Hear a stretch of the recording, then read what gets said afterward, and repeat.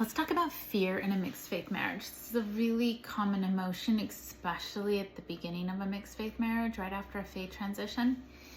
Fear often presents in a marriage as questions that sound like, will this mixed faith marriage work?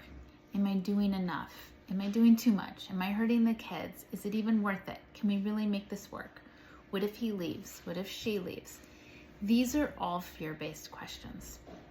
And what I like to suggest is if these questions are spinning, racing in your head, take a minute and write them down. Write the answers down. Find out what the answers are.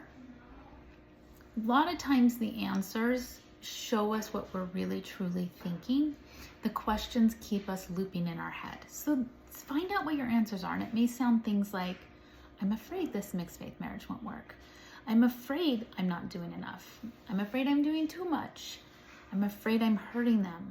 I'm afraid we can't really make this work. I'm afraid he'll leave, and I'm afraid it won't be worth it. Answer the questions.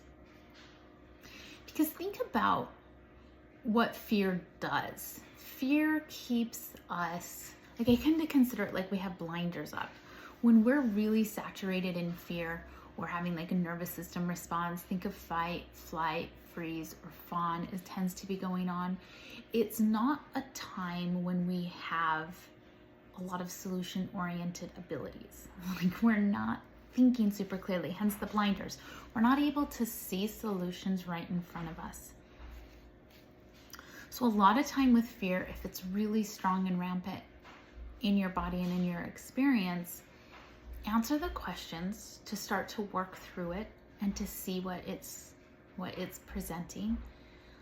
With fear, it can also be really helpful to just, I'm afraid. There's fear present, and to accept and acknowledge that emotion as actually being part of your experience. A lot of times with fear, we keep it in the question phrase because we don't want to look at it. We don't want to see what's really happening there. So answer the questions, allow and accept that you are feeling fear.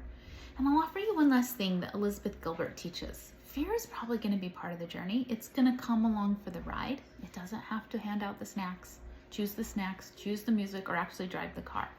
But it's going to come along because it's just a human emotion, and this is a new experience where fear is going to be present. So allow it to be there, but it doesn't get to make the decisions and run the party. All right, this is Brooke Booth, a life coach for Mormons in a mixed faith marriage.